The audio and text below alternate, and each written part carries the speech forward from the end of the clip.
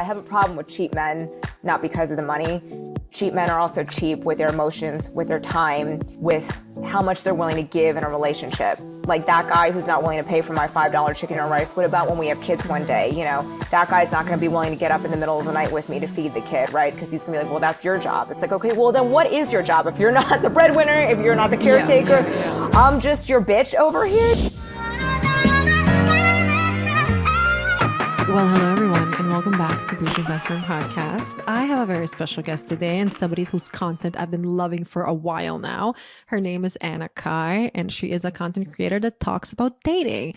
And I personally don't follow a lot of people who post about dating because honestly, I don't agree with their advice. And I just think a lot of people are saying things to be politically correct and to please the masses, and that's not my vibe. And what I love about Anna is that she's using her own personal stories to kind of set the tone of what is right and what is wrong in today's dating world. She keeps it real. She keeps her standards high. We talk about paying for dinner dates, which seems like a never-ending topic on my social media. I get that question every single week about paying for dinners and stuff like that. So in this episode, we answered the never-ending question, which is how to stop feeling guilty when a guy is paying for your dinner and why you shouldn't even do the fake reach. So we talked about dating a lot. It was so easy to talk to her. I love her vibe, and I invite you all to tune into this episode. And if you love the episode, share it with a friend. Leave a 5-star rating and review, please, if you don't mind, on Apple Podcasts, on Spotify, wherever you're listening, because it helps the show grow more than you can possibly imagine. Okay, guys, now let's hear from Anna. Anna, welcome to Boujee Best Friend Podcast. Thank you so much for having me, Coco. I'm so excited to chat. I'm so excited to chat. As I just told you, I've been a big fan of your videos, and we share so many things. Our mindset is very aligned, and I'm very happy to have another high standard lady on the podcast. Thank you so much. Vice versa. I'm also a huge fan, and I think, we share a lot of the same views. So this should be interesting. Let's chat. Okay, let's start with you, a little bit on your background. I obviously know your content now, but what were you doing before? Give me a little background. Where did you grow up? Tell me about yourself a little bit. What wasn't I doing before? So I grew up in the suburbs of Philly, and then I moved to New York City when I was 18. I went to school at NYU and then just stayed there. I lived in the city for 11 years, had a bunch of odd jobs, careers. The one that really stuck for a long time before content creation was I was a real estate agent in the city. And I actually really did enjoy that job. It was really fun working with clients. I really loved the company I worked for. And then the pandemic hit, and that job was obviously not exactly COVID friendly. It wasn't something that I could do virtually. So we ended up actually moving out to Connecticut in the middle of 2020 because my husband's job is out in Connecticut and he was doing the reverse commute. And he had been on the train, for the past 10 years. And we were just like, you're not doing this anymore. So we came out to Connecticut, and I just I had to figure it out I've been figuring it out for the last 2 years, and the last 6 months have been awesome. But, I came out here, didn't have a job. My old company actually got bought by a different company, and I was just really trying to figure it out. I was having kind of like a quarter life crisis, because I was 30. I think we all had it during the pandemic. I was like, what are we doing with our lives? Where is this going? Everything, you kind of, when the pandemic hit, I mean, my life changed 100% as well. Yeah. But you kind of like think about what's going on and what is really important. No, and it was, I was grateful that I had my then boyfriend / fiance. We got engaged during the pandemic, and I was grateful that we had this little family that we were starting with our dog and everything. But I just really had no idea what I was doing with my career. And I'm the type of person where I really need to be doing something and pursuing something. And so I started content creation in September of 2020, and I started off as a home decor blogger. And your house looks beautiful, I gotta say. I see it on Instagram now. Thank you so much. But it was, long story short, there are many home decor bloggers that are a lot better at that than I am.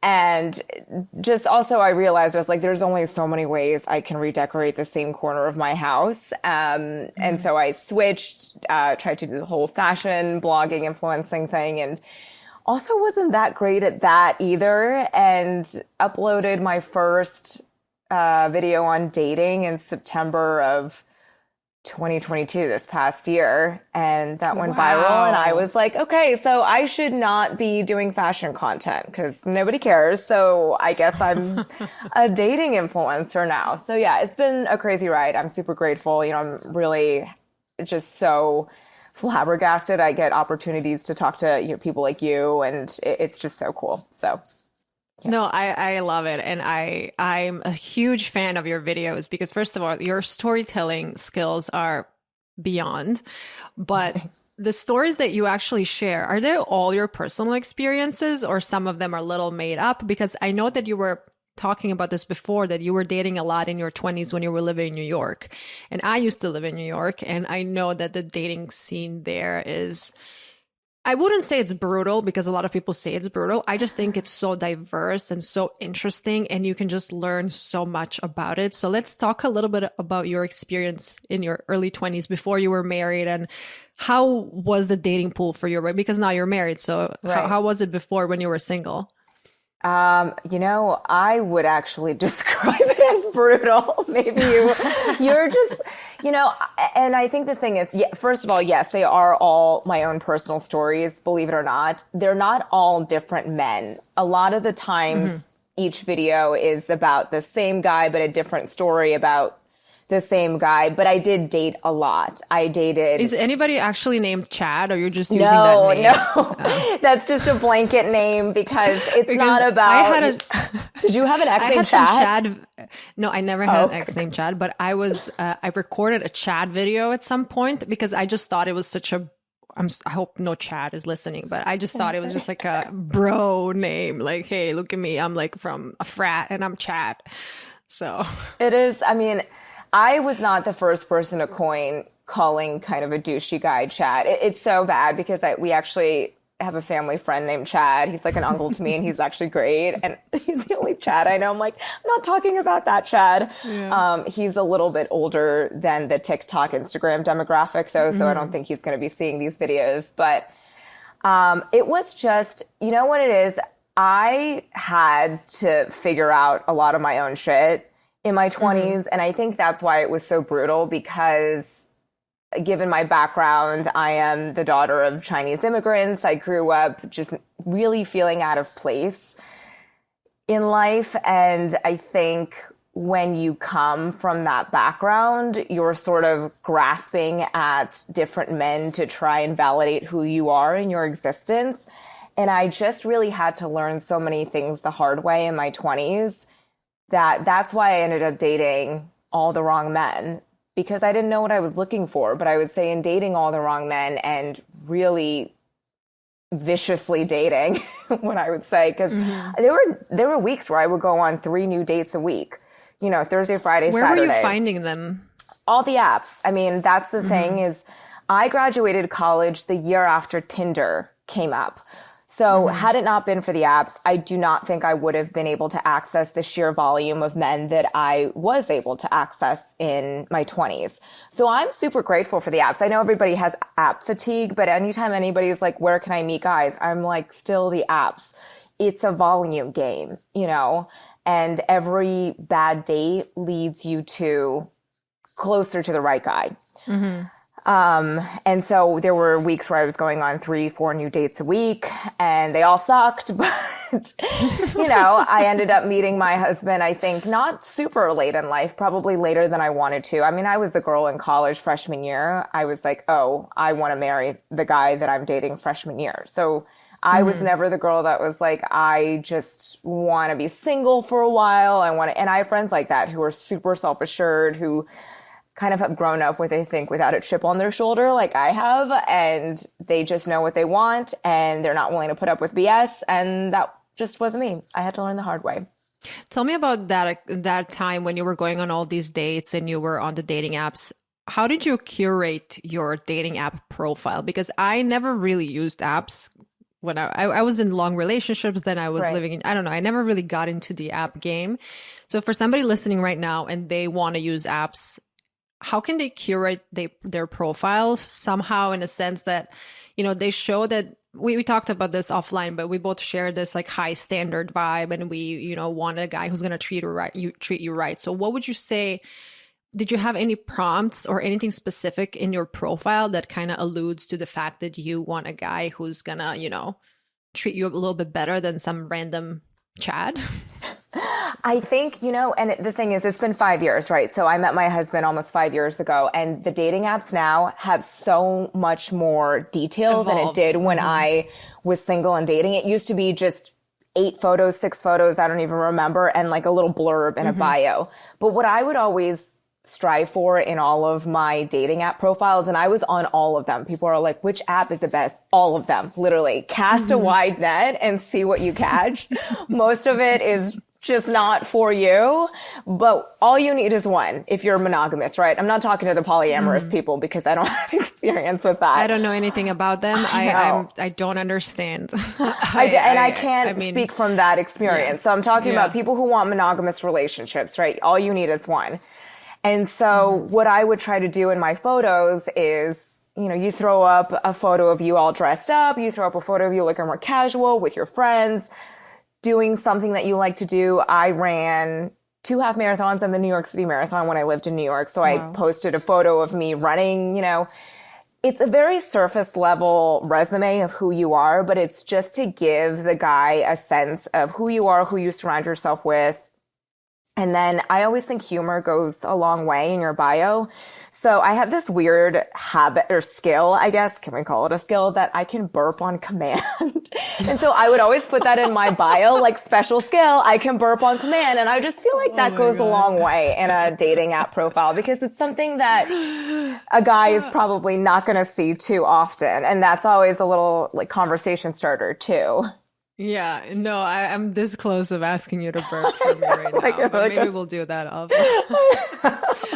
So tell me about that time when you were dating. Like, how was that for you, going on so many dates and meeting so many guys? And you said that you were dating the wrong type of guy. And I get this all the time in my DMs. The girls are like, I cannot find anybody that I even remotely like. So what do you think? What is the problem in dating nowadays in general? I know that's very broad, but guys and girls, they're all complaining about the dating pool nowadays. See, I think I had the opposite problem. I had an aunt-like figure who was my best friend's mom who would tell me all the time, she's like, Anna, you can't fall in love with every single guy you date. Because I was that girl. I was like, I can make it work with anybody, right? And the thing is, it's like, it's kind of 2 sides of the same coin. For me, it was like, obviously not every guy I was going on a date with should have been or could have been my husband, but I was trying to make a square peg fit into a round hole because I just wanted somebody so badly, right? And I think, honestly, I think I think women have much higher standards now. I think there's much more discourse and dialogue around dating, and it's just a much more talked about subject where people have higher standards. And I always tell people, and women especially, since that's predominantly my following, is that it's okay if you don't like anybody because you waste less time when you don't give the guy a second, third, or fourth, or fifth chance. You just move on, right? If you can't find somebody you like, it doesn't mean you won't find somebody you like. It just means you haven't yet. So I just think chemistry is this thing that you can't fake. And if you don't have it, I'm not talking about love at first sight because I'm way too jaded for that. I'm just talking about like the first date. You've got to feel like there's something there. Okay, if not the second date. If after the second date, you're not like, there's something there, then what are you doing, right? 2 or 3 dates. And if you can't figure it out, you're out, right? So it's not a bad thing to not like people. You should like less people because if I had cut off all of those relationships that I probably knew from the beginning were not it for me, I would have wasted so much less time, right? And maybe waste is, I'm an optimistic person, so waste is a strong word. I had to probably date all the wrong men to figure out who I was. And so that was my journey. But I think for a lot of people now, it's if you know who you are and you know what you want, why spend your time with the wrong people? No, I love that. What about kissing on the first date? A lot of girls ask me what I think about that, and I honestly think like I wouldn't even go on a date with somebody if I don't want to kiss them. Yeah. So, what do you think about that? And I know you It's have a very so, interesting point when it comes to sleeping on the first date. So that's going to be my yeah. following question. Not Yeah. sleeping on the first date, sleeping until you're official. So please tell Yeah, yeah, me yeah, first about absolutely. kissing. I think it's very case dependent, right? So my first date with my husband was 2.5 hours, 3 hours over drinks. And I know you don't do drinks dates, but I want to talk to you about that because the only reason I'm the opposite. I do drink dates only because I had a really bad dinner date with a guy on the first date one time and I couldn't get out of it and I was so scarred by that. But I understand. I totally agree with your thinking behind the dinner date. However, back to the subject. So I was, it was a 2.5 hour date, 3 hour date, and he didn't kiss me at the end. And I honestly thought it would have been weird if he would have. If Why? it was because it's just, we're not there yet. It's like this was an And you audition. guys, sorry, I don't know. You guys Yeah. connected through an app and Yeah, we you met on exchanged Bumble. a few. Yeah. Okay. So I'm very careful before I jump to the physical, or I was very careful before I jumped to the physical with a guy that I really liked. There are guys you date where within 5 seconds you're like, oh, you're so hot. I would never freaking long-term date you. Yeah, I'll make out with you an hour into meeting you, but I think when I met my husband, or I just was like, oh, there's something special here. And I don't think he was, he didn't make the move. I didn't make the move. And I was totally okay with that. In a situation where I feel like it's totally appropriate to kiss somebody on the first date is one of my best girlfriends who's now married to this guy. This was like her second app date. I was so jealous of her because I dated like hundreds of men and she went on literally 2 Tinder dates. The second guy was her husband and he's amazing. And they had like an 8-hour first date where it started off with drinks, then they went to dinner. Then she was like, oh, my friend's having a party, like come with me to this party. Then they got like smashed together at this party. Then they went back to, and so under those circumstances, obviously they made out after the first date. And I think, it's very case by case. And I think if the mood is, just because a guy doesn't kiss you after the first date does not mean he's not interested. I think also a lot of men are very careful these days about physical intimacy, just because when you're just starting to get to know somebody, you don't want the girl to take it the wrong way. You don't want to come off pushy. And so it just depends on the situation. And what about sex? I mean, it's not that I never had sex after the first date. It's just that I did that a few times in my early 20s. And I wouldn't even say after the first date. I would say before exclusivity. And I just got burned so badly. And look, the counter argument to that is, well, what if, how do you know? You got to test drive the goods, right? But for me, the emotional component is so much more important than the physical. And I've never had a situation where the emotional connection was there and the physical wasn't. To me, and again, it's different for everybody, the physical component is secondary to the emotional component. And I think what happened was, and when I was 26, I dated a guy who I was so convinced. I was like, there is no way you're going to hurt me. And I hooked up with him after maybe 5 or 6 dates. And he ended up love bombing me, he didn't want to commit all. And I was just so shocked. I was like, I thought I had a good read on this guy, right? And so I think when you don't jump into bed with somebody right away and you kind of withhold, I don't love that term, but it's kind of the term that comes to, because it's not so much like a game as it's just, look, that is a part of me that I'm not willing to share with somebody, because when I do that, I become emotionally attached. I'm not somebody that can just hook up for fun. And so when I do that with somebody, I want to make sure that they're in it. And if you wait 2 to 3 months, because in New York, it happens all so quickly, right? If you really like a guy and you go out with him every week, 2 to 3 months is actually a really long time to wait. If you see him once every week, or let's say even if you're seeing him once every other week, I think the expectation is after the third, fourth date, you hook up with him. It weeds out a lot of the guys who are not serious. And that's, what ended up happening is I was like, oh, there were some guys who I dated them for a month, maybe a month and a half, and they saw that they weren't going to get it because I didn't trust them. And I just knew that they probably weren't looking for anything serious. And then it just fizzled out. So you said that this guy that you thought you had a good read on the situation, you were dating him for how long you said? 6 weeks. Okay. It was so, and I still, this was such a scarring relationship to me because, and I say this or I said this in one of my videos, that sometimes the most heartbreaking or brutal relationships do not have to be your longest relationships. They don't have to be long for them to be fucked up. This one was so, and I was in it was just a bad combination, bad timing. I just gotten out of a almost 2-year relationship. I remember December or January, I met this guy. We went out starting the new year and he was like all in, all at once, texting me morning, good morning, all the way until night. And I was like, and so because of that, like men can get very love bomby. You sort of feel like you know somebody better than you actually do when, after the first date, all you do is talk to them all day, every day. After a week, you feel like, oh my gosh, this is my husband. And, I didn't initiate the conversation. So he was initiating it, right? And he was always so excited to see me. So after a couple dates, I was like, there's no way that this man's not my husband. I was like, this is it. This is it. We're good. And he was a lot older than me too. He was like 8 or 9 years older than me. And I was like, this is the deal. And he was mature and he was kind of like an old soul, all the things. I'm like attracted to like old men, not like old men, but like people who are just kind of like not mature. Dudes, I get it. Yeah. Mature or just, my type is men who don't have social media.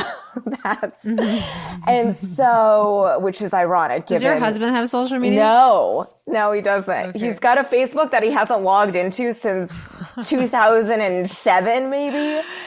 It's funny. My boyfriend also, he's super private. And when we started dating, that was one of his biggest adjustments to me. Basically, since I share so much, it was so weird for both of us. I'm like, how do you not post a story? And he's like, why do you post so many stories?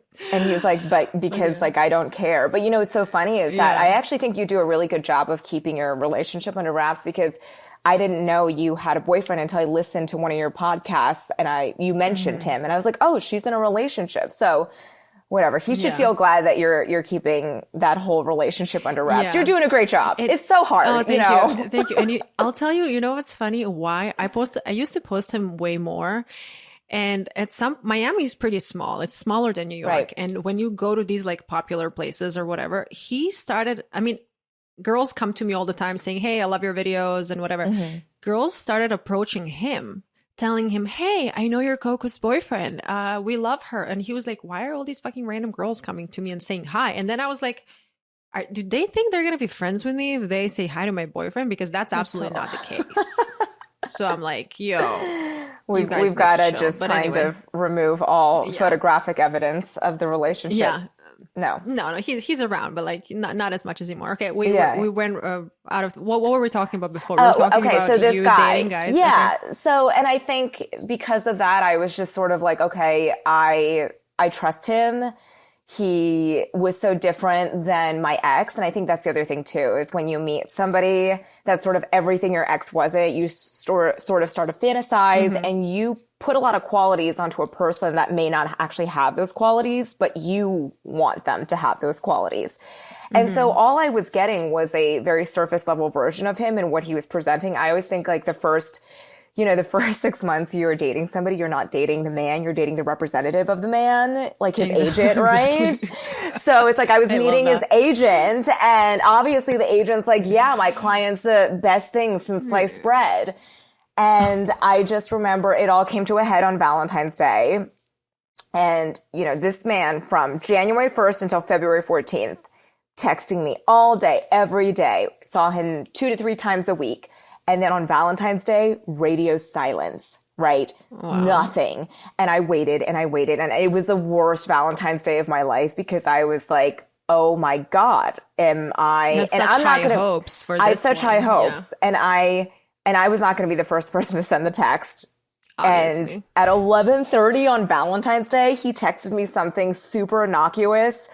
He was like, "Oh, such a crazy day. How was your day?" And I was like, "Bitch, do you think I'm stupid?" And I called him up and I said, "What is going on? You know, you are on my ass all day, every day for 6 weeks. And you don't think I noticed that Valentine's Day is the day you decide to just kind of disappear and mysteriously have a life again?" And we met Did he up for speak dinner. to you the day before? Yeah, Or like everything was normal. And I thought wow. it was weird that he was so all into this relationship, but he didn't mention anything about Valentine's Day. But I was like, oh, you know, maybe he'll surprise me or something. You know, you just sort of, you hope. Yeah, yeah. Which, red flag. If a guy is that love bomby and he doesn't mention anything about Valentine's Day, it's because he doesn't want to do anything for Valentine's Day. And I think ultimately, you know, we met up for dinner the next night and he was like, oh, I didn't want to do anything for Valentine's Day because I didn't want you to think that we were in a committed relationship. And I just said to him, what have we been doing? You know? And so he was like, I'm willing to continue dating you, but I don't want to commit to you. And I just remember being so shattered. I was like, because not only, you know, was this not going the way I thought it was going to go, but then you start to question yourself. You're like, I thought I had a good read on this guy. And I didn't. I didn't know anything about him. And so he was willing to continue seeing me. And I just said, I can't because it's not the same anymore. As a situationship. Exactly. He wanted to date me non-exclusively. And, you know, I said no, and he respected that and he understood. And then a week later, he sent me a text and I remember all it said was, I do miss you, ... And I didn't respond to that. And in a moment of weakness, I think I did drunk dial him like a week after that text and he didn't pick up. And then that was it. And, yeah, it was, it was really scarring because I've never, you know, how old are you? I'm 32. 31. Okay. So we're like the same age. In our mid-20s, the term love bombing didn't exist. That didn't exist. No. So I had no idea what was happening to me. I just thought this dude's really into me. And I didn't realize at that time that, you know, what's so funny is that actually my friend, the one that I told you who dated 2 guys on Tinder and married that guy, she knew that guy's ex-girlfriend, smallest world ever. And she was like, that guy that you went on a date with? I mean, the 6-week guy? Yeah, the love bomby Chad. And he doesn't know that I know this, but 6-week love bomby Chad told me that he had broken up with his 3-year ex-girlfriend, ex-girlfriend of 3 years who lived with him in August. I met him in January, right? And I find out from my friend when she finds out who she is, she was like, I know his ex-girlfriend. She moved out in December. I was like the first girl he probably went on an app date with, you know? So you never know. You actually never know. You literally never know. Yeah. Because, you know, he picked this random August date because it sounded like an appropriate amount of time. He had time to heal when I was the first person he probably went on a date with. And like, no shit, Sherlock, you're not ready to jump into a relationship. But you know what? You should have told me that from the get-go. You know, you should have said, well, wait, how did you, this dinner date that you guys went on the day after, how did it end? So he said that he wants to continue seeing you. He doesn't want to be exclusive, but he wants to like have you around. And you said no. I didn't say no on that dinner date. I just said, you know, okay. And I said, okay, let me think about it or something to that effect. And then I think the next day or something, I called him and because I just felt crappy. And I just remember thinking, leaving that dinner date, being like, I could continue seeing him and hoping that this turns into something, but it doesn't feel the same anymore. So after that dinner date, I went home, he went home, and I called him the next day and pretty much ended it, is what I remember. Okay, I have a question for somebody who is listening right now and they are in a situation similar like you were. They're seeing somebody and they think things are going well and the guy is just like not willing to commit. I always think that you need to get the fuck out because if he wanted to commit, he would. And I don't want to be like, oh, if he wanted to, he would. But it's actually true. Yeah, no, he would find a way to work it out. Yeah. So what do you think about guys who are not willing to commit, or they want to take some time to get to know each other? Do you think that can ever my English is not good today. No, Can something else happen? it's almost Friday. No, you're great. Yeah. Look, can Hashtag it? immigrant. God, right. No. You should, yeah, I think, yeah, can it happen? Anything can happen. I always tell people my advice is not gospel. I don't think the only way I choose to live is the right way, or the way that I choose to live is not necessarily the right way to live. It's just how I live. And if you resonate with that, then great. If you don't, like, keep scrolling, you know? But, from my experience is that the guys who don't want to commit, they don't want to commit because they think they can find better. And it's as simple as that. You know, that love bomby Chad didn't want to commit to me because I think he was like, oh, well, you know, I think it was his first time on the apps. He was a lot older. And I think he was like, well, I got her, but what if I could get her, but better? And he actually went to go on and date like a super hot, like pretty famous girl. And I was like, great. So he found what he was looking for, right? And it wasn't me. And, you know, with my ex prior to dating my husband, he had also just gotten out of an engagement. He broke off his engagement and we dated for 9 months. And he broke up with me because he wanted to go find better. They think they can do better. And so if you think you can do better, then go do better, which is fine. You know, if I'm not what you're looking for, that's fine. But just either break up or, you know, don't even commit in the first place. I think all these, and I think honestly, a lot of guys just don't know what the fuck they want. And women are collateral damage because of that. And so more often that, I don't have statistics on this, but I think more often than not, women find themselves in situations where they're just holding on to hope. I have heard that story of like the woman holding on to hope. She'll date him for 5 years and it's going nowhere, but she's still hoping, right? More so than the situation where, oh, she held on for a year and he came around. I don't know anybody in my life who's ever had a healthy relationship or a marriage start off where the guy was unsure and she convinced him. Is that how you want your love story to be, girl? It's like, oh yeah, you know what? He wasn't that into it. He wanted to go fuck a couple of other girls first. And then he decided I was the best he could do, you know? I was the best fuck from all of these other ones. I know, but he had to compare first. It's like, no, my husband, from the minute I met him, he was very mature. He wasn't love bomby, but he knew, I always felt from him that he knew he wanted me. And that was it, you know. How did it feel for you when you finally met your husband? Like, I'm going to say from me and my boyfriend, everything with him was just so easy. I wasn't thinking twice, does he like me or he doesn't like me? And also when we started dating, and actually I didn't really speak a lot about him on the podcast in general, but when we started dating, we were not supposed to be official. Like, we both just moved to Miami from New York, and we were, you know, for work, and we were just like, you know, did you move there together, or did you? No, separate. So I moved here in January, and he moved, funny enough, in August. Okay. But we didn't know each other before. We met through a mutual friend. Totally random, like super random evening. That's so old school now. When you don't meet through an app, you meet through a friend. It's like so old fashioned. It's so cute. But it's funny. I never really met guys through apps because when I was in New York, I had a long relationship. And then when I was single, I was just going out all the time and I was meeting guys all the time out. So I never really felt the need to use apps because I always had, I had a pretty large roster at that point when I was single. But like when my boyfriend and I met, I just never, like, he would confirm on time. He would schedule everything on time. He would tell me where we're going. I never had to do the dance. And as I said, when I was single, I was dating a lot of guys who were just losers and who would treat me horribly and who would make me feel like I'm insignificant, who would basically let me know that I'm not important to them. And here I was trying to like prove them wrong, you know, like that girl who's like, oh, I'm going to show you that I'm the best one from all of you. But when you're in a relationship, it shouldn't feel like a fight.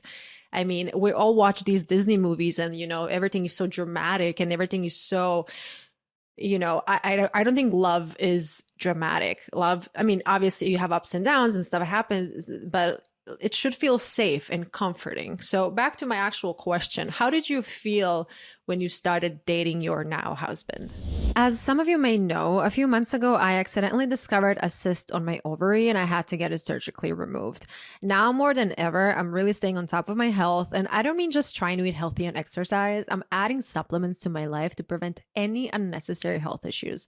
My goal is to just stay happy and healthy. Speaking of happy, I'd love to introduce you to Happy V. Happy V is a wellness company committed to creating scientifically sound products and educational content to help women lead healthier and more empowered lives. Doctor formulated vaginal probiotics that can help balance your vaginal pH if you experienced bacterial vaginosis, yeast infections, UTIs, low immunity, gut or digestive issues. They got you covered. Happy V puts science and facts first, using clinically studied ingredients in their formulas, and they're here to build a stigma-free world and start an open dialogue about vaginal health. You can check out their products at happyv.com and use code HAPPYCOCO10 to get 10% off your order. Again, that's happyv, V as in vagina.com. I 1,000% agree with everything you said. I felt, I said before, I don't believe in love at first sight because I'm just too jaded, but I believe in comfort at first sight. And the minute I saw him, I was just immediately comfortable. And I just felt like even on the first date that we just had a very easy rapport. I wasn't thinking about what to say. I wasn't thinking about, is my hair okay? I wasn't self-conscious. We were just it felt like we'd almost known each other for a very long time. And that just carried on throughout and has carried on throughout our entire relationship. He would, I felt like I was always on one end of the spectrum or the other. I was either getting love bombed or I was either getting kind of breadcrumbed, are the two terms that I think Gen Z uses now. I feel so old. What's the terminology? Yeah, breadcrumb. Yeah. Love bombed and breadcrumb. Right? I posted a video once, don't go for breadcrumbers, go for breadwinners or something like that. Yes, that's good. Speaking of bread, yeah. Right. Feel free to make a breadcrumbing video. Right. But it was just easy. He always reached out at an appropriate time. It wasn't like all day, every day. He wasn't just he had a life too. He's a busy job, all of that. And so it was just easy. And I always say to my girlfriends, when it's right, it's boring, because I had nothing to say to my girlfriends. They were like, how is it? I was like, it's great. I don't have anything to say. There's nothing to dissect. There's nothing juicy to talk about. It's just awesome. He's just awesome, And you know what? Yeah. Do you listen to Jay Shetty? Yeah, I do. Occasionally. Yeah. Yeah. He said something recently, and I also just bought his book. I'm reading it right now.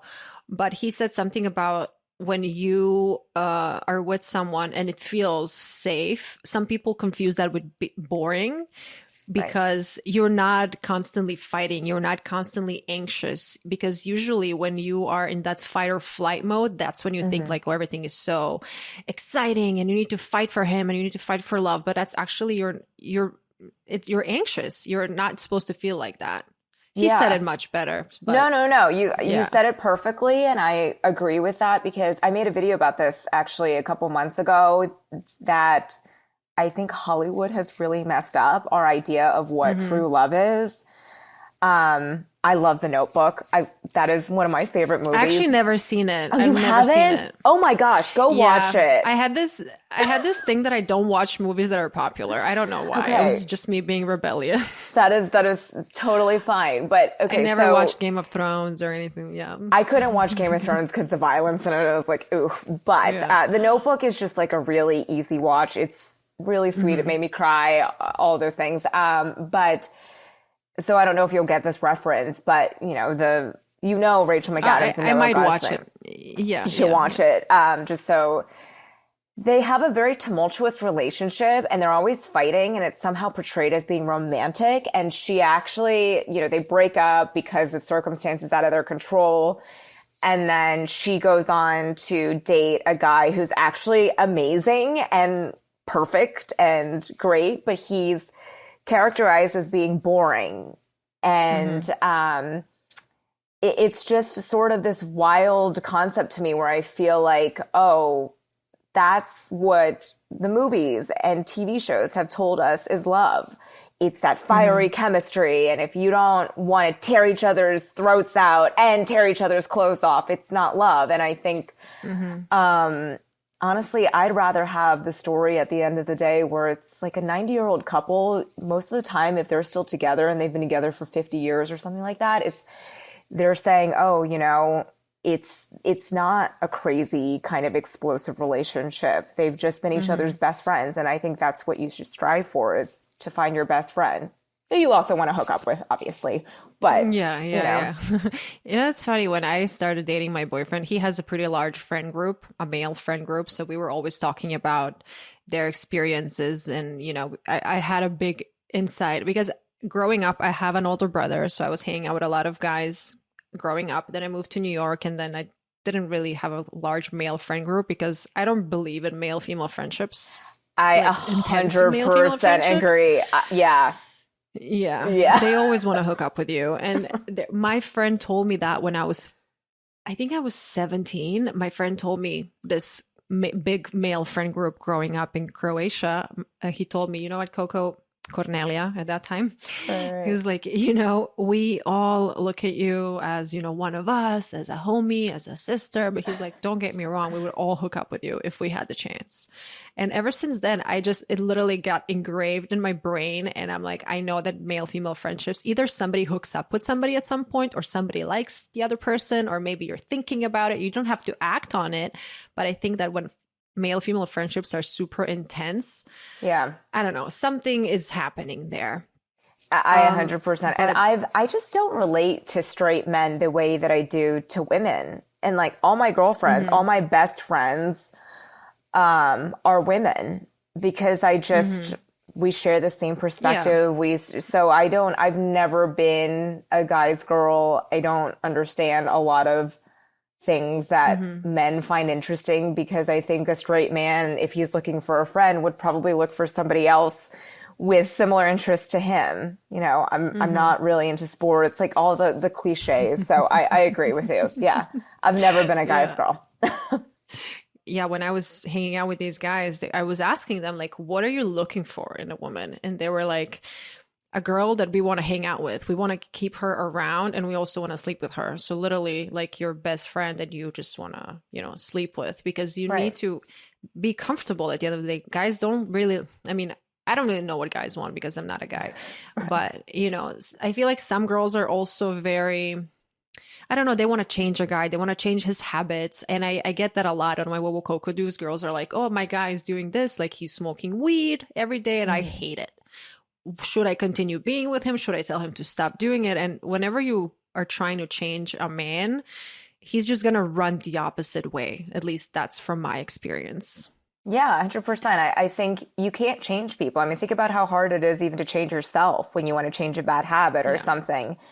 And I think you can certainly say to the guy that you're dating, depending on how long you've been with him, hey, this thing that you do bothers me.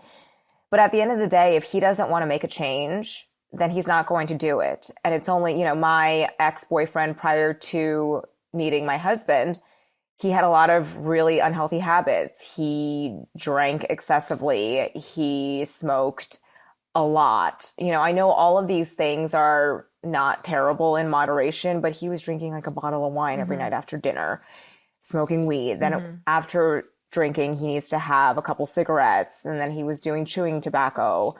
And I just was looking at this and I was just saying, this is not sustainable long term, because I was thinking, if this guy's going to be my husband, you're going to die at the age of 50 because you're going to get cancer from any of the number of substances that you're doing. And I remember the catalyst to our breakup, to him leaving me, was I got really angry at him one night because I told him, I didn't love the drinking. I didn't love the weed. I didn't love the smoking.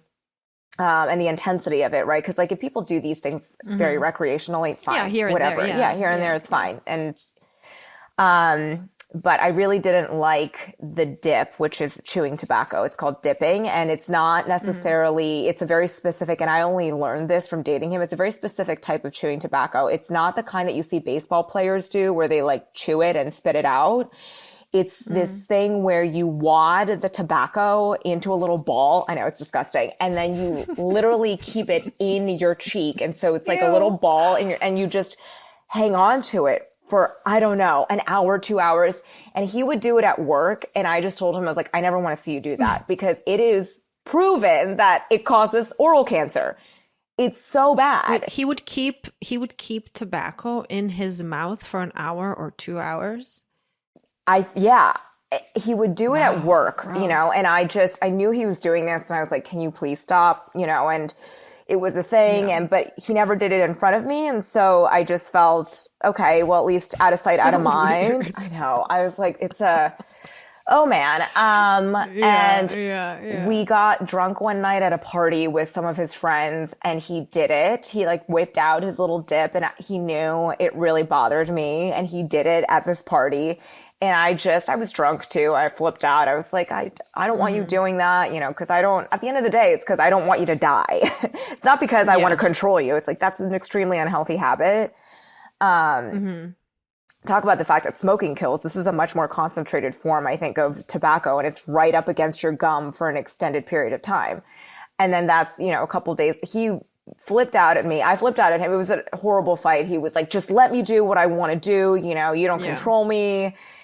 And then he broke up with me 3 days later. And I think that was the catalyst because he was like, he valued his freedom more than he valued being with me. And I think a lot of men will value their freedom and their ability to play video games, to get high, drunk, XYZ with their friends more than they value being with you. And if that's the case, then you need to leave because you're not going to change that man. He has more fun doing all that crap with his buddies than he does with you. And that's okay, You speak about closure quite a bunch on your page.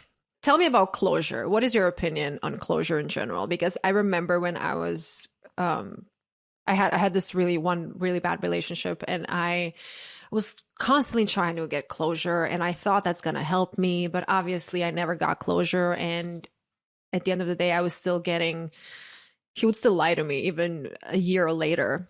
This is a few years ago, but even later when I tried to get my closure, it just never, he was never willing to give me closure. So I know you have an interesting take on closure. So I would love to hear that in person. I think through the camera. The camera, I know, right? Virtually in person. I think closure is a myth. I just think, sometimes people can break up amicably and you can tie it in a little bow and say, okay, that's done. But more often than not, breakups are messy. I mean, that's the nature of breakups, right? And I think so often people get caught up in this idea of closure. Like if I get one more sentence out of him, I'll feel better. Then I can move on. But that's not, most of the time when people are looking for closure, they're not looking for closure. They're looking for a way back in. So it's sort of the opposite, right? And I didn't get closure from some of the relationships that I really wanted closure on because it's almost like looking to somebody else for permission to move on. And I just always think like you have within you what you need to live your best life. Why would you give that power to the man who broke your heart? I almost think in the same vein, the breakups that I think are easier to get over, even though they may hurt the most in the moment, are the ones where the guy is unequivocally leaving you because he does not want to be with you. He does not love you. I would rather, and if I were single again, I would rather have a guy leave me and just say, I don't love you, than sort of string me along because I had that. I had an ex-boyfriend who dated me and didn't want to, we were together for almost a year. And then he decided that he wasn't ready to be in a committed relationship. And he said, I want to date you. I want to take you out once a month on the anniversary of the day we met, but I don't want to be your boyfriend. Yeah. And so how romantic. And you're like, oh my God, thank you. You're so generous. But you know what the thing is the fucked up part is that I let him do that. And I think it's because the easier thing for him to do for me, the more humane thing would have been for him to just say, I don't want to be with you exclusively right now. I'm going to let you go. Right. But what he did do was he was like, I still love you. I still care for you. I still want you in my life. I just don't want to be with you. And that's very confusing when you love a guy and you see a future with him. You're like, okay, but maybe he's just really messed up. He was like, I'm so messed up right now. I hate my job. I hate my life. I just need some time to be single and figure it out so I can be a better person. Right? Bullshit. He was on the apps a week after we broke up, right? You 100%. wanted to go find a better person. Whenever they do this line, like, oh, I need to work on myself a little bit, or I need some time. I think that's always bullshit. Oh, 100%. I just, you can work on yourself while you're in a relationship. My husband and I did not stop growing as people because we found each other. You know, we've all gone, you know, we've had our personal struggles and everything, but we're doing it together. We don't see the other person as a hindrance to our personal growth. So when a guy says to you, I need to go work on myself without you, barring a few extreme cases, like I've had some people DM me and they're like, look, my boyfriend's an addict. He went to rehab and we broke up. Yeah, of course. He went to rehab and you broke up. He was at a committed mental facility. I'm not talking about those extreme cases. Yeah. I'm talking about the more common situation where the guy actually probably is not that messed up and he just really wants to go date other women, right? And so my ex said that, and, you know, I let him take me out for a few months until I realized, I was like, this is not what I want. I'll tell you what I think why guys do that. It's because they don't want to close the door on you, because they still do like you. They just don't like you enough to commit to you. So for him, if he would say, hey, I don't want to see you anymore, because why would he say that? Because he wants to continue seeing you. He just doesn't want to commit. And then he's going to say this to a few girls that he's dating, and whoever sticks, he's just going to continue doing it. And he's going to date around until he finds that one girl that he wants to actually commit to. So whenever a guy does something like that to you, I think he's just trying to buy time, and he's trying to date around and trying to find that other girl that he is actually going to like. I have a question about your standards, because we mentioned this already. I feel like you have very high standards. And where did that come from? Were you always like this? Did you kind of learn from all of these experiences in your early 20s? Hell no. My standards did not exist in my 20s. I had no standards. Like I said earlier, I fell in love with everyone. I was like, and I said this to my mom. I remember I was 23 or something, 24. And I was like, Mom, I can make it work with anybody. Whoever will pick me, you know, as long as they've got a decent job and like I don't hate him and all of that, you know, I will figure it out. I just felt like I was like, I'm a social chameleon, you know, I can make it work. I could just like morph into the person that I'm supposed to be with. And you find out, maybe not quickly, but you find out over time that when you have no standards, you end up getting everything you don't want. And so really the thing for me was, I was dating all the wrong guys and looking for my sense of worth in men. At the same time, I was also pursuing a really unconventional path with my career. And what really changed was finding, honestly, that job, my real estate job, saved my life. And even though I knew after a few years there, it wasn't something that I wanted to do long term. I just didn't have the same passion as some of the people there who were building out teams and everything like that. I was just like, that job saved my life because it gave me a sense of purpose. I was making more money than I'd ever made at that point in my life, and I was good at it. And those are things where I think, you know, I think that's really important for a woman, because we're not really taught that, especially our generation. We're millennials, right? And maybe Gen Z is different now and whatever's after Gen Z, but we're not taught that our value is in what we do. You know, men are taught that. They're like, oh, go out, kill it in your career, then you can have any woman you want. We're taught still, I think, who picks you is your value. And so I always physical appearance. Yeah, and your physical appearance. And it's like, you know, people think, oh, just because I look a certain way, like, maybe if I lose 10 pounds, maybe a guy will like me. No, like, first of all, look at Hollywood. Some of the most gorgeous women have been cheated on. It has nothing to do with how conventionally attractive you are, how much weight you lose, any of that. And so I found my standards because I finally realized I'm good at something. I can make money at it. I don't need a guy to support my lifestyle. And so once I finally figured that out, it was ironically right when I sort of met Dave. I went on that date with him, not being like, I need this date to work out. It was like, if this doesn't work out, it's fine because I love my life outside of this. And I was so okay for the first time being alone, you know, not forever, but I was like, if it's not this guy, it'll be somebody else. And in the meantime, I've got a boss ass life. No, I love that. And I get this question again all the time about how do I raise my standards and how do I actually know what I want? But it's when you're so confident in who you are and you know that you don't need anybody else. And I always say you build confidence by doing things that you say you're going to do. So if you give yourself a promise, okay, today I'm going to, whatever, go to the gym, reply to all of my emails, I'm going to do this task. And you're giving yourself these 5 things that you said you're going to do. And if you don't do those things, you're going to lose respect towards yourself.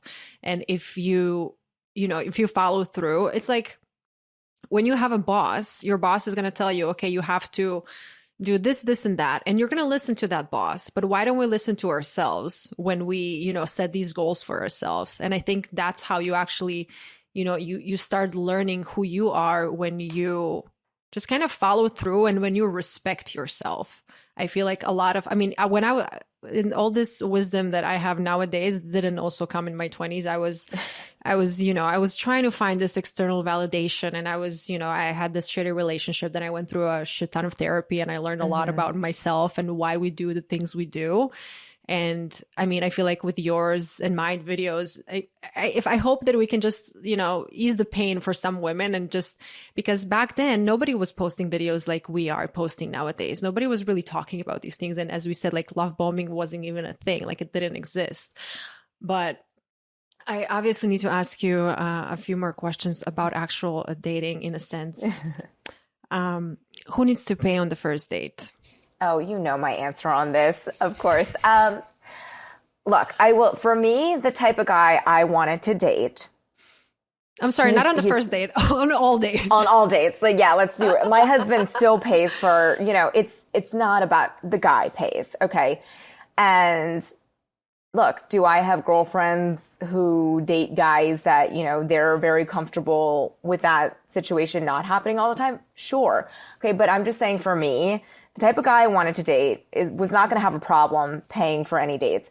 And I think it's so interesting that because I never really offered to pay on dates, I did not have a single guy have a problem with it. And I dated so many guys. So I think, I think a lot of times, look, if as a woman and your definition of feminism is that I want to go 50-50 on all dates, that's totally fine. Okay. As long as that is coming, as long as that's coming from a place of power, not a place of guilt. Because I think a lot of times women say, well, I'm a feminist. I want to pay for my share of the date. I don't want to owe him anything. But is that coming from a place of power? Is that coming from a deep-seated insecurity that you might get rejected, or you might find out that the guy doesn't want to pay for you? It's like, what are you scared of? And I'm not saying that's the case for everybody.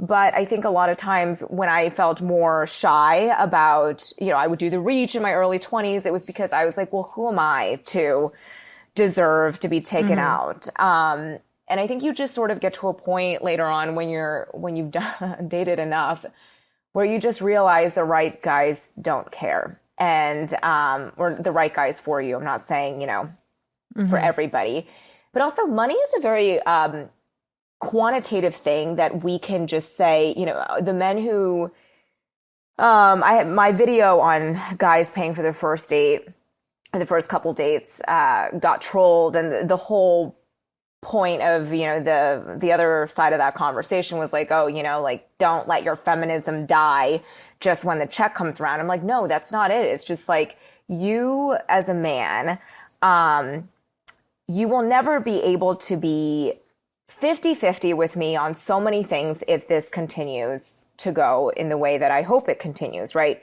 You're never going to be able to have kids. You're never going to be able to do so many things that women do so much invisible work around the house. Even though we're so much more progressive as a society, the housework, all the stuff that has to do My with the boyfriend doesn't family. know where anything is. Oh, He no, doesn't know 100. where the towels go. I know. I mean, like, you know, and I'm okay with that dynamic. I'm okay. My husband doesn't cook. He doesn't clean. And I don't think that makes me any less of a feminist that I do that stuff around the house. We all have our roles. Like, not everybody can be doing everything at the same time. Does that mean I don't want to make my own money and I just want to be fully dependent on him and I'm just a gold digger? No. I hope I make more money than him one day. Even if I do, I will still expect him to take out his credit card at dinner, even when we're married, even when our bank accounts are all the same. It's not about the money, it's about the gesture. And my only experience with like a really cheap dude in college that I dated, and it's college, so it's a little different, right? Because nobody's making any money, is that I just remember something happened with this guy and he wasn't willing to pay for like a $5 chicken and rice from the halal carts, right? And I wasn't even asking him to pay for it. He was just there and he was like, well, I'm not paying for that. I was like, well, I didn't assume you were going to, right? Because this was the stage of my life where I was like, I don't want to owe you anything. I'll pay for you, you know? And my dad just said to me, I told him that story. And my dad was like, you know, I have a problem with cheap men, not because of the money. Cheap men are also cheap with their emotions, with their time, with how much they're willing to give in a relationship. Like that guy who's not willing to pay for my $5 chicken and rice. What about when we have kids one day? You know, that guy's not going to be willing to get up in the middle of the night with me to feed the kid, right? Because he's going to be like, well, that's your job. It's like, okay, well, then what is your job? If you're not the breadwinner, if you're not the caretaker, I'm just your bitch over here, you know? It's like, that's just not, that's not equal, okay? Because there are so many things that you as a man will never be equal to me at as a woman. And it's just sort of, you know, it's just a gesture. And honestly, at the end of the day, like, it's not that big of a deal. Like, I don't understand why people make such a big fucking deal about a guy paying for a dinner. Like, it's not, whenever I have trolls, I always say, like, it's not a penthouse, it's a meal. Like, get over it. I know. Why is this such a big deal? You know what? And I have a girlfriend who has always had the bigger career than her husband from the get-go, right? He is more of he's always been super honest. He wants to be a stay-at-home dad, whatever, but he has always paid for every single date. Even now, she is supporting their lifestyle, but he still pays for all the dates. Like, as a man, also, I really question the men who don't have any sort of pride in being the person to pull out the card. Like, it's just so emasculating to me. Yeah, honestly, it's gross. It is. I think it's embarrassing when a guy is just sitting there. And also, I never do the fake reach. I think also girls who do the fake reach, it's not coming from, like, you actually don't want to do it. Like, you're just hoping he's going to say no. So you're faking it. I mean, I posted about this a few times. I just like look at them in the eyes and say, thank you for inviting me. Yeah. And that's it. Like, there's nothing more to it. And I don't understand when girls ask me, you know, how do I stop feeling guilty when a guy pays for me? And I just think that, you know, at some point in your life, somebody told you that you don't deserve to be paid for, or you don't, like, who do you think you are, or something like that. And I mean, I don't even have a good advice for them. How do you stop feeling guilty? Because I never felt guilty. Do you have something that you can kind of share in this sense? Because I really don't know. I'm like, I never felt guilty for a guy taking me out. Never.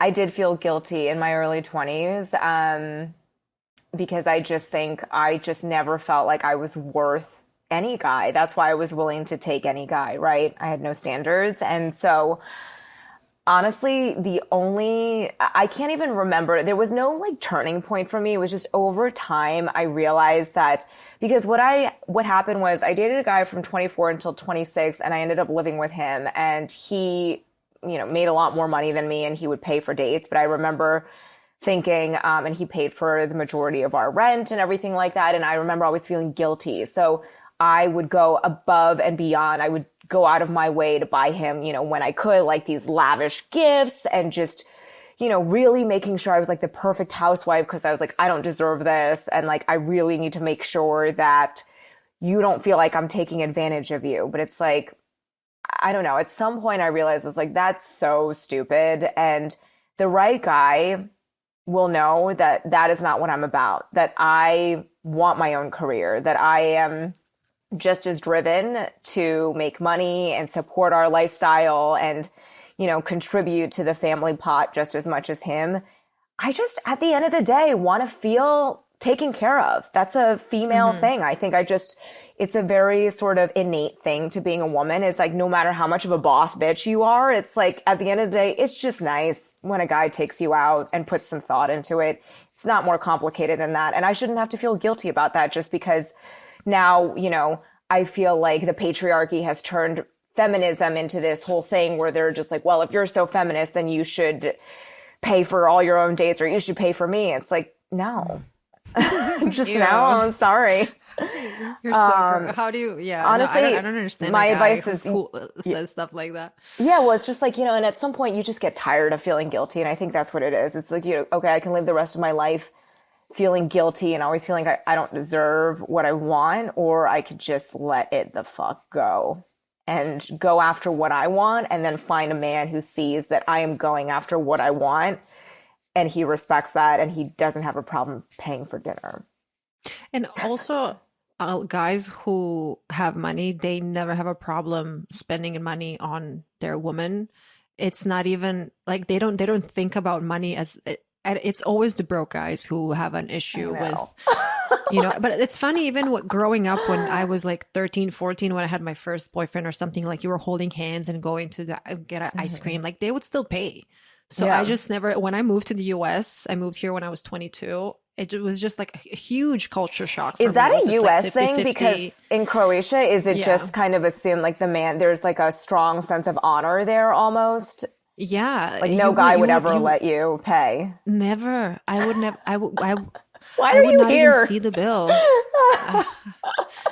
To live the American dream. I know, right? Welcome. But you know what's so funny? You were saying even when you were in high school that these guys would still pay to go get the ice cream. And I think it's a personality trait. I don't think it has anything to do with how much money a guy makes, right? I think you could be broke and still figure out a way to make enough money to make your woman feel special. Yeah. Are you going to Michelin-starred restaurants? No.